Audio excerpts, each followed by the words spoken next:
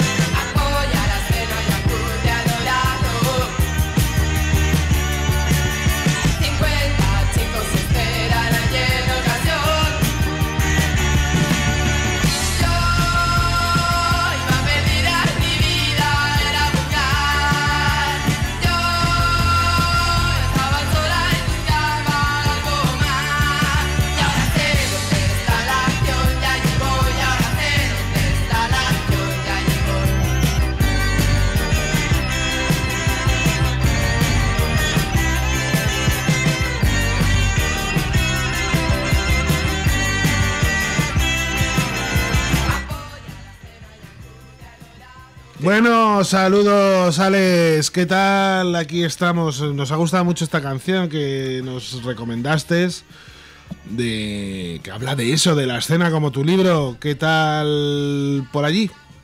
Hola Gonzalo, hola David, ¿qué tal? ¿Cómo estáis?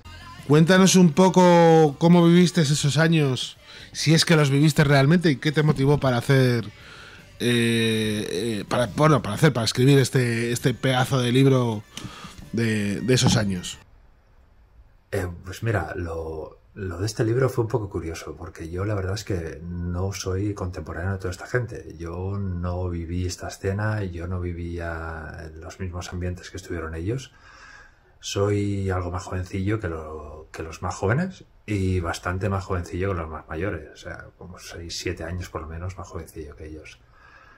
O sea que yo realmente no compartí en la escena con ellos. Entonces, el punto de partida es muy bueno, porque yo no conocía a nadie, no había compartido la escena con ellos, no había estado en los mismos lugares y no sabía ni por dónde empezar.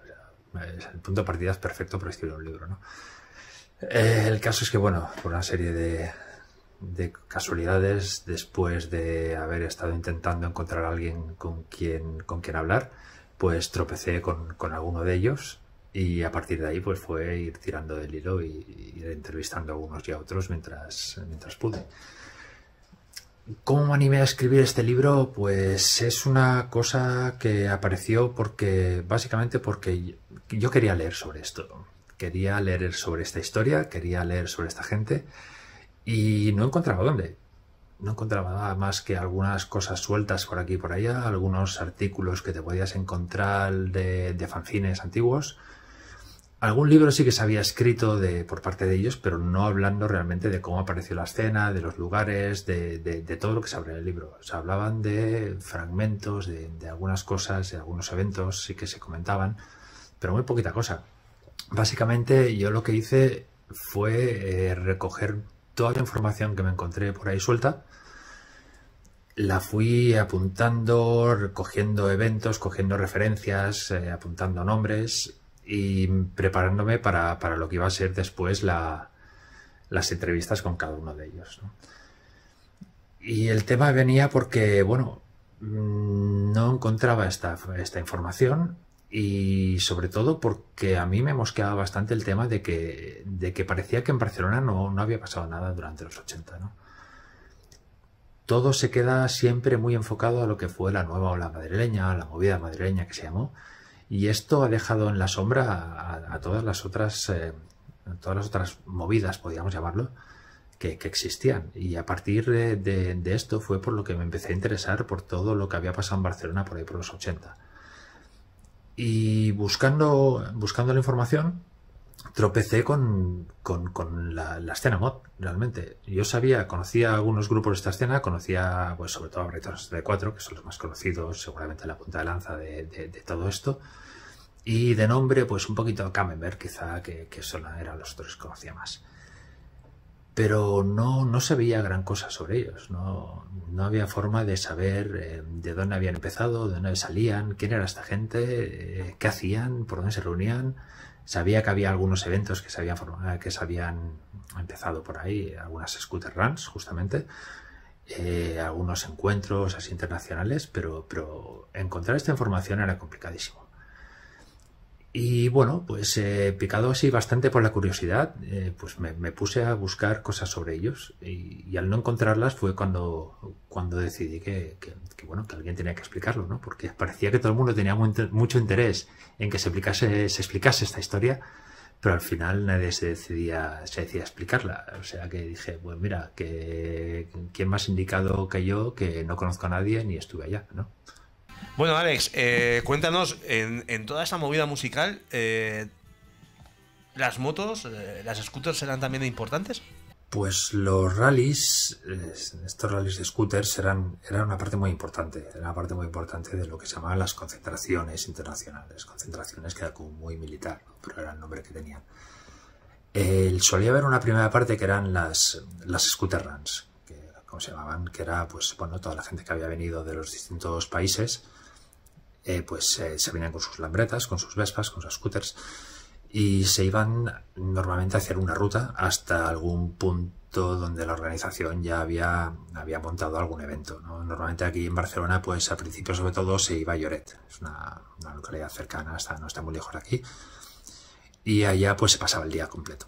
Solían pasar el día allá, a veces se dormía allá también, y había ya pues algunos eventos ahí en el sitio donde llegaban. Después, los días siguientes, por aquello normalmente era durante un fin de semana, pues los días siguientes se solían montar conciertos, en este caso en Barcelona, que era donde se hacía la concentración, y allá pues había entonces ya las actuaciones de grupos de la ciudad, porque aquí había bastantes grupos mods, pero también a veces venían grupos de otras zonas, pues podían venir de Madrid, por ejemplo, como fue en el primer caso, en la primera concentración en Barcelona, o grupos que también venían de Italia, que tenían también algunas bandas mods pues que eran bastante conocidas. Y Pregunta de premio. Preguntando sobre el tema de las motos, ¿predominaban las lambretas o las Vespas? ¿O era un poco igual unas que otras? Quizá en aquel primer momento predominaban más las Vespas, pero era por un tema de precio muchas veces. Porque la moto más clásica era la Lambretta, ya lo siento, pero era la moto más clásica y la que en principio quería comprar la gente. Lo que pasa es que la Lambretta también es verdad que tenía un poco mala fama por la mecánica que tenía, que era bastante más frágil, digamos, o menos fiable que la que tenía la Vespa. Pero se van las dos motos por igual. Se ve muchísima Vespa en las fotos de los mods que habían en aquel momento, y también se ven Lambretas. Por ejemplo, gente como Albert Gil de Brighton 64 pues tenía Lambretta, Ricky, su hermano Ricky Gil también tenía Lambretas, pero había muchos otros pues que la Lambretta no la encontraban o no se le podían permitir y era más fácil conseguir una Vespa. Entonces pues había un poquito de las dos cosas. Aquí, como puedes ver, en este programa nos gusta tanto la música como las motos. Bueno, un 60-40, pero nadie sabrá la proporción exacta. En ese sentido, ¿cuáles eran las bandas imprescindibles en la escena de Barcelona en los años 80? Yo ya me las sé, pero... Dentro de esta escena, pues sin duda los más conocidos fueron Brighton 64. Que eran, no solo a nivel de la escena Barcelona, ya te hablaría yo de la escena estatal dentro de la escena mod. Y otras bandas que habían, pues Camembert también fueron uno de los grandes destacados. Y como pioneros, pues yo pondría Telegrama, que fue un grupo que, pues, aparte fueron una de las primeras bandas en España que grabó un vídeo musical con su canción La chica del metro, que fue una de sus canciones más conocidas, su canción más conocida sin duda, y los Sprays, que fueron otros de los pioneros también dentro de la escena. Aparte de estos, pues teníamos a los Canguros, que no editaron ningún disco en aquel momento, no llegaron a grabar ninguno, pero fueron bastante activos dentro de la escena. Ya un poco aparte, pero también muy relacionados con la escena, pues estaban Negativos. Negativos fueron una banda que no es una banda mod, pero sí que estuvieron muy ligados a la escena mod de Barcelona.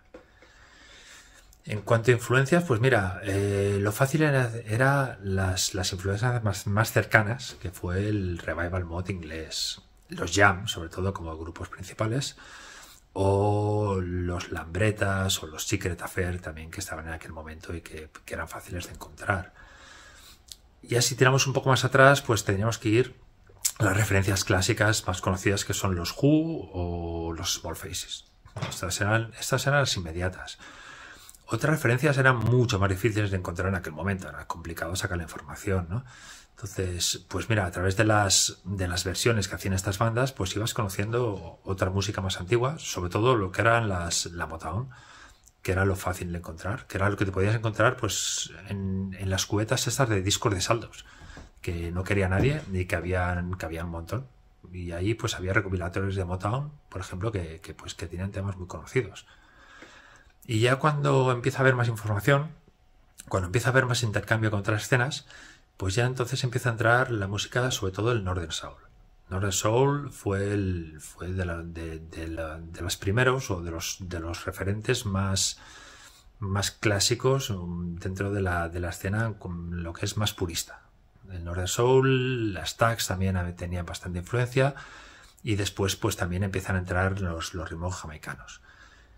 De hecho, la entrada de todos estos ritmos, sobre todo lo que es el Northern Soul, fue lo que empezó a generar un poco de cisma entre los primeros mods originales, los más antiguos, digamos, que estaban mucho más centrados en temas de revival que no en Northern Soul, y los más nuevos o más puristas, que se iban más a los orígenes de la escena, más así, pues más purista, realmente, sí.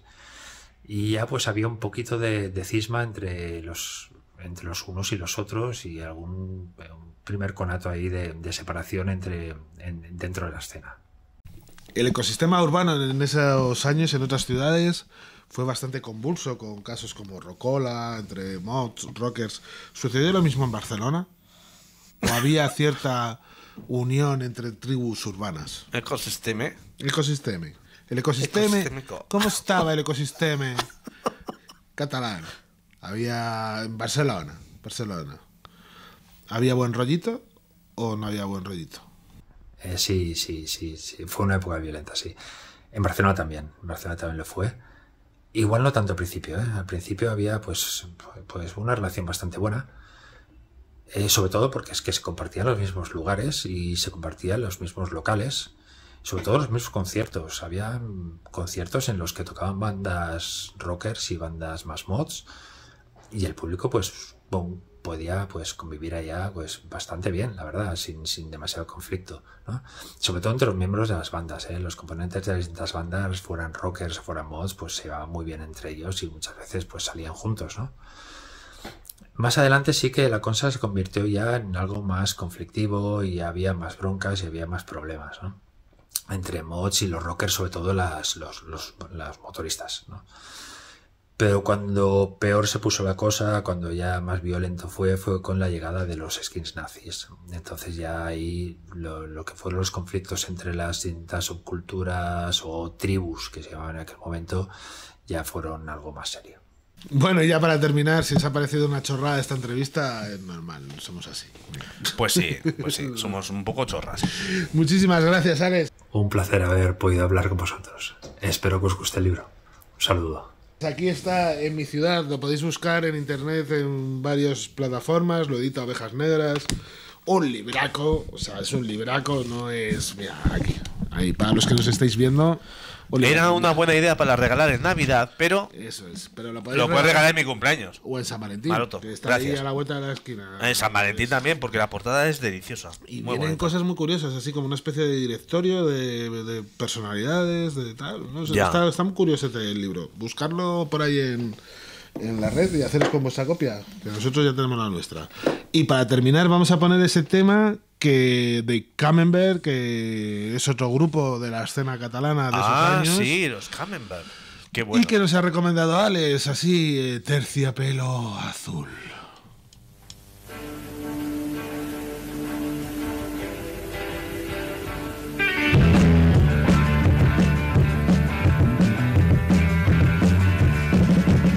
Por todas partes veo terciopelo azul, momentos grises que jamás podrás ver tú.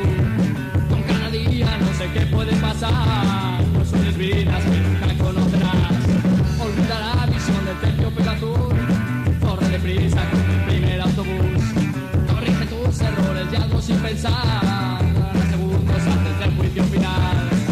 Rumores de voces extrañas o de playas vacías, hurañas o personas felices que nada no saben que todo se acaba.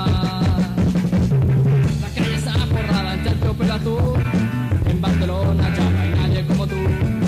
Una sonrisa que ha perdido su color, un beso amargo vendido al mejor postor. Bajo la luna todo es terciopelo azul, sombras moradas nos acechan desde el sur. El tiempo pasa y sigue oculta la razón, en el futuro todo marchará mejor. Rumores de voces extrañas o de playas vacías, hurañas o personas felices que nada no saben que todo se acaba. Por todas partes veo terciopelo azul, en Barcelona ya no hay nadie como tú. Cada día no sé qué puede pasar, no sueñes vidas que jamás conocerás.